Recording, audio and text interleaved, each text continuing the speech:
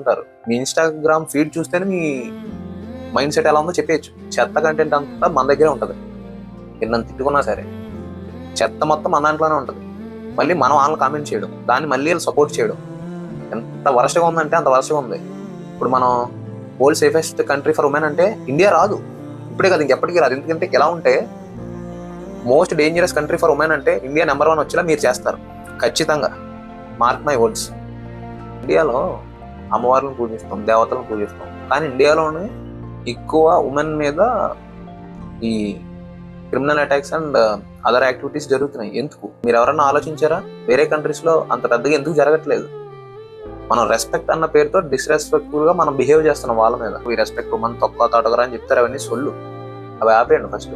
Women support చేస్తున్నా అని చెప్పి ఫేక్ మెసేజెస్ స్ప్రెడ్ చేసి అన్వాంటెడ్ అన్ని స్ప్రెడ్ చేసి వాళ్ళు డౌన్ గ్రేడ్ చేస్తున్నారు తప్ప మీరు ఏం చేసిన ఉపయోగం ఏం లేదు వాళ్ళకి. లేదు. ఇప్పుడు ఏమైనా ఇన్సిడెంట్ జరిగితే నువ్వు స్టేటస్ పెడతావు, అంతేగాని నీ మైండ్ సెట్ మారదు కదా.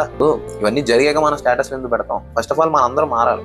మనం మారతాం మానేసి we support women, we stand with all, we stand with you, ఇవన్నీ కాదు. ఒక్కొక్కటి మైండ్ సెట్ మారితే వి స్టాండ్ విత్ యూ అన్న పదమే తీసేయచ్చు. మనం అందరూ ఈక్విటీగా చూడండి.